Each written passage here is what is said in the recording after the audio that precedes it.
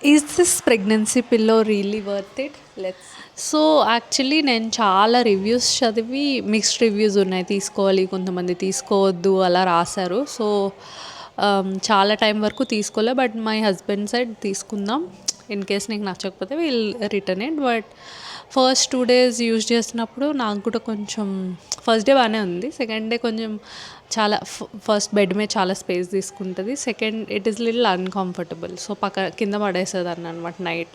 So after a week or something కొంచెం అంటే pregnancy time పెరిగే కొద్దీ I felt the need, because back పెయిన్కి చాలా బాగా యూజ్ అయింది. నేనైతే సి టైప్ పిల్లో యూజ్ చేశాను. సో ఇన్ కేస్ ఎప్పుడైనా బ్యాక్ పెయిన్ ఉంటే I use to put the water bag behind, and అది సి షేప్లో ఉంటుంది కాబట్టి దగ్గరికి లాక్కొని పడుకుంటే బాగుండేది.